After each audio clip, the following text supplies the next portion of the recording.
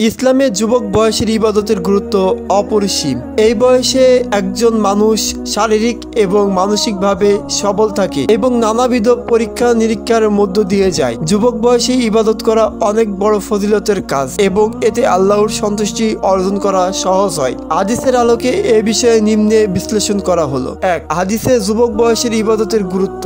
রাসূল সাল্লাল্লাহু আলাইহি সাল্লাম বলেন, 7 শ্রেণীর লোককে আল্লাহ তাআলা কিয়ামতের দিন তার আরশে ছায়া দিবেন, যেদিন আর কোনো ছায়া থাকবে না। তাদের মধ্যে এক শ্রেণী হলো সেই যুবক যে তার যৌবনকাল আল্লাহর ইবাদতে কাটিয়েছে। সহিহ বুখারী 660। এই হাদিসের মাধ্যমে বোঝা যায় যুবক বয়সে আল্লাহর ইবাদতে মগ্ন থাকা এমন একটি গুণ যা কিয়ামতের দিন মহান আল্লাহ তাআলা বিশেষভাবে পুরস্কৃত করবেন। কিয়ামতের সেই ভয়াবহ দিনে যখন সূর্য নিকটবর্তী হবে এবং মানুষ অতিরিক্ত গরম ও আতঙ্কে থাকবে, তখন আল্লাহর আরশের ছায়া হবে নিরাপত্তার প্রতীক। যারা যৌবনকাল ইবাদতে কাটিয়েছে তারা এই বিশিষ্টতর পুরস্কার পাবেন। 2.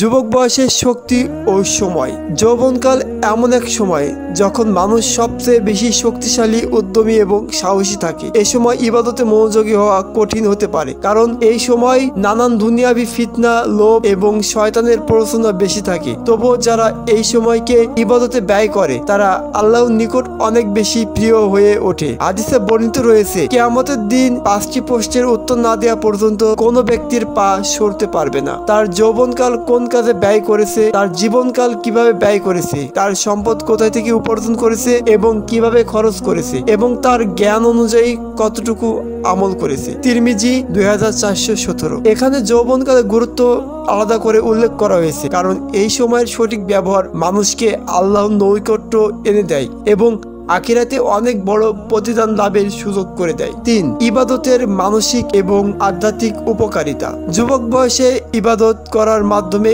একজন মুমিন তার মন এবং আত্মাকে শুদ্ধ করতে পারে। ইবাদত মানুষকে আল্লাহর সাথে সংযুক্ত করে, তাকে শয়তানের ধোঁকা থেকে রক্ষা করে এবং আখিরাতের চেতনা জাগ্রত করে। যুবক বয়সে ইবাদত করলে তা ব্যক্তির চরিত্র ও নৈতিকতার উপর গভীর প্রভাব ফেলে। 4. যুবক বয়সের ইবাদতের করার উপায়। 1. 5 ওয়াক্ত নামাজ সময় মতো আদায় করা। 2. কোরআন তেলাওয়াত ও অর্থ বোঝার চেষ্টা করা। 3. রোজা রাখা এবং নফল ইবাদত করা। 4.